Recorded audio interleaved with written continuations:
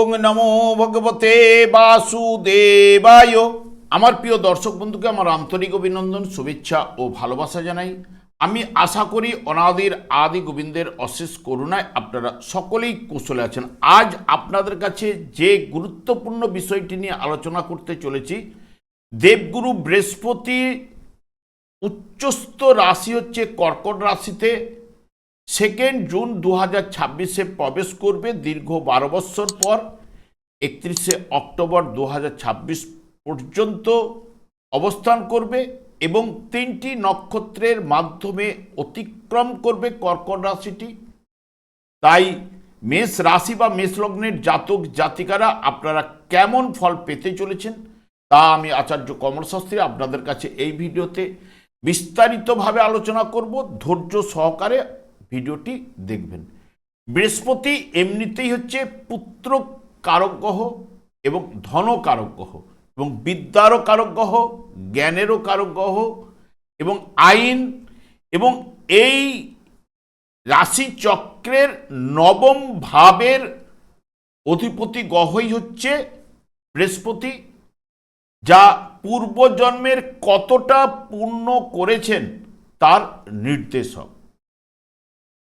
এবং বৃহস্পতি শুভ হলে যে জাতক বা জাতিকারা দৈব অনুগ্রহ লাভ করে থাকে এবং যে কোনো বিপদ থেকে পরিত্রাণ কিন্তু পাই। এবং এই কর্কট রাশিতে বৃহস্পতি প্রথমেই 2 জুন থেকে 18 জুন পর্যন্ত নিজের নক্ষত্রে অবস্থান করবে, যেটি পুনর্বসু নক্ষত্রে। কর্কট রাশিটি এমনিতেই চর রাশি, জলরাশি, এবং এর অধিপতি গ্রহ চন্দ্র। বৃহস্পতি নিজের নক্ষত্রে অবস্থানের কারণে দেখবেন একটা চতুর্থ ভাব, যেহেতু এটি মায়ের স্থান, তাই স্নেহ, মায়া, মমতা, শ্রদ্ধা কিন্তু থাকবে এবং ধার্মিক, সৎ, নিষ্ঠাবান প্রকৃতির হবেন।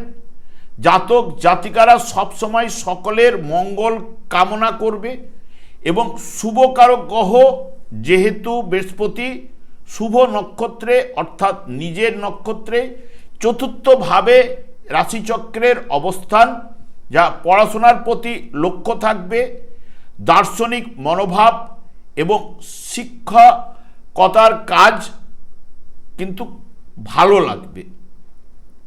19 জুন থেকে 18 আগস্ট পর্যন্ত পুষ্যা নক্ষত্রে অর্থাৎ শনির নক্ষত্রে অবস্থান করবে। জাতক বা জাতিকারা যে ভাবনা চিন্তা করে কাজ করবে ওই সময়, এবং চন্দ্রের ঘরে শনির নক্ষত্রে বৃহস্পতি দার্শনিক মানসিকতা গড়ে তুলবে। প্রাচীন মানুষ প্রাচীন শহর, সমুদ্র, পাহাড় দর্শন করতে পছন্দ করবে এবং রাশিচক্রের নবমপতি বৃহস্পতি আর দশমপতি রাশিচক্রের হচ্ছে শনির নক্ষত্রে, যা ভাগ্য ও কর্ম অর্থাৎ পূর্বজন্ম এবং বর্তমান জন্ম। রাশিচক্রের চতুর্থ ভাব হল নিজ গৃহ। সুতরাং শেষ জীবন পর্যন্ত ভালোভাবে অতিবাহিত করবে, দায়িত্ব জ্ঞান সম্পন্ন, নিষ্ঠাবান এবং সৎ প্রকৃতির কিন্তু করে তুলবে। 19 আগস্ট থেকে 30 অক্টোবর পর্যন্ত অশ্লেষা নক্ষত্রে বৃহস্পতি অবস্থান করবে। অশ্লেষা নক্ষত্রটি হচ্ছে বুধের নক্ষত্র।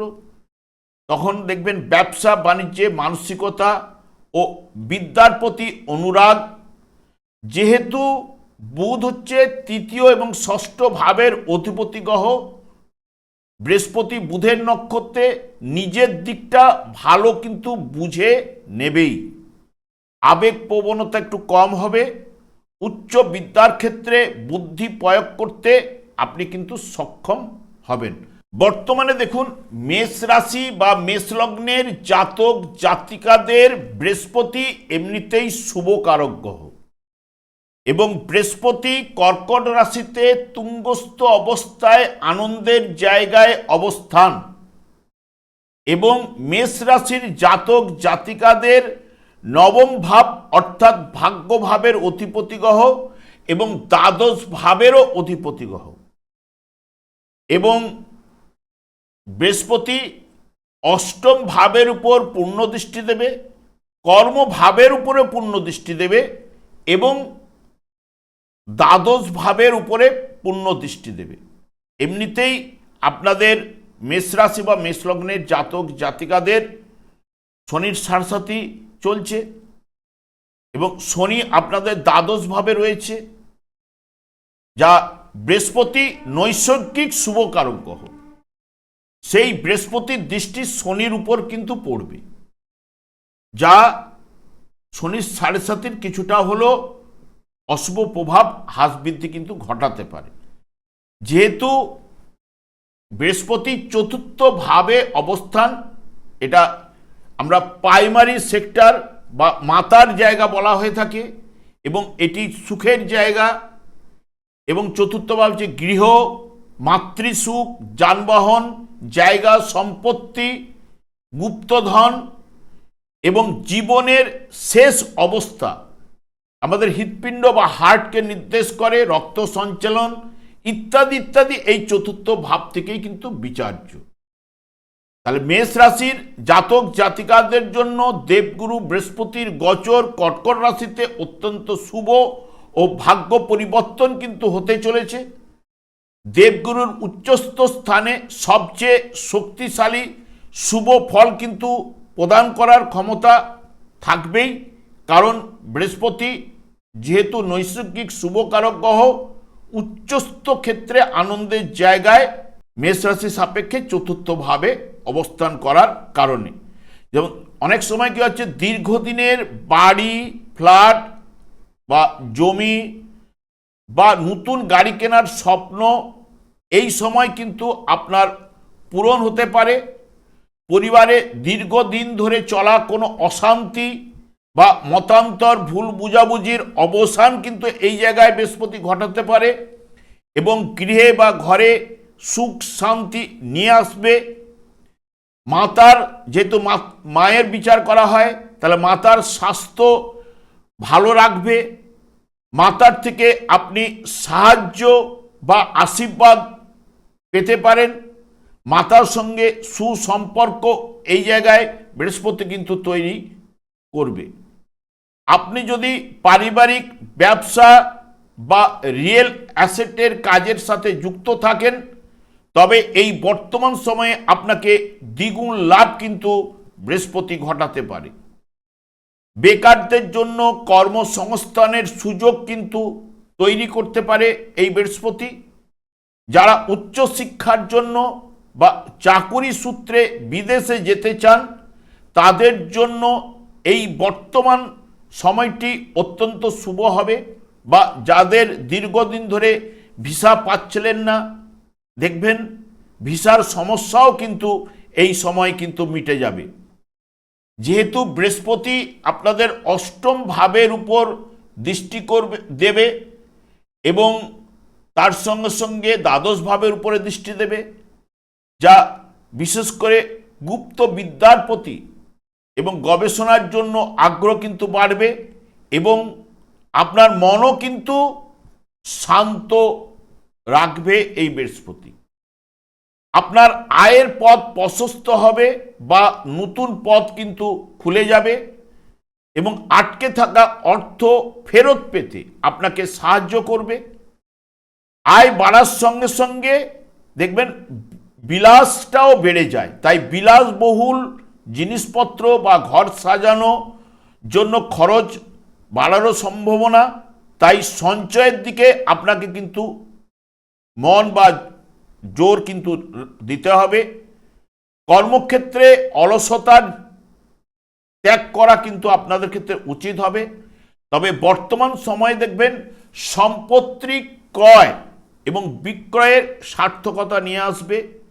উত্তরাধিকার সূত্রে বিরোধের যদি থেকে থাকে তার অবসান কিন্তু ঘটাবে।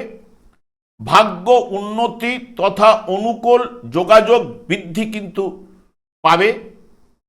অভিপ্রেত কাজকর্মে সফলতা, ব্যবসা বাণিজ্যে উন্নতি ও আয় বৃদ্ধি, বুদ্ধিজীবীদের প্রতিষ্ঠা ও উন্নতি, ধর্মস্থানে বা তীর্থে ভ্রমণ করাতে পারে, আপনার আধ্যাত্মিক চেতনার বিকাশ ঘটাতে পারে, হিতকর কাজকর্মে একটু ব্যয় ঘটাতে পারে এবং যেহেতু সুখের জায়গায় অবস্থান করছে, দশম ভাবের উপর পূর্ণ দৃষ্টি দেওয়ার কারণে সুনাম এবং সম্মান লাভ এটাও কিন্তু ঘটাতে পারে।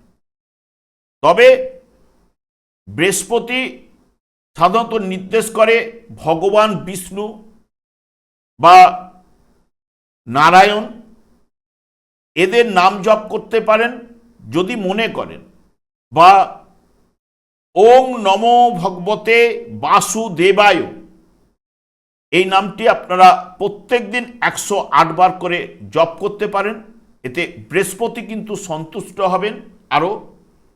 এবং আমি আর দীর্ঘায়িত না করে, আমি আচার্য কমল শাস্ত্রী প্রত্যেক বুধবার এবং শুক্রবার সন্ধ্যা 8:30 এই ইউটিউব চ্যানেলে লাইভ অনুষ্ঠান করে থাকি। ঠিক ওই সময় আমাকে ফোন করলে আপনারা নিজেদের ভাগ্য বিষয়ে জানতে পারবেন। তাছাড়া বিভিন্ন ধরনের ভিডিও আপলোড করে থাকি, সেগুলি পাওয়ার জন্য আমার চ্যানেলটিকে সাবস্ক্রাইব করে বেল আইকনে ক্লিক করে রাখুন। যখন আমি লাইভ অনুষ্ঠান বা যে কোনো ভিডিও আপলোড করলে আপনাদেরকে নোটিফিকেশন পৌঁছে যাবে। আমি অনাদির আদি গোবিন্দের কাছে প্রার্থনা করি আপনারা ভালো থাকুন, সুস্থ থাকুন, আনন্দে থাকুন। আজ এই পর্যন্ত, পরের ভিডিও দেখা হচ্ছে। নমস্কার।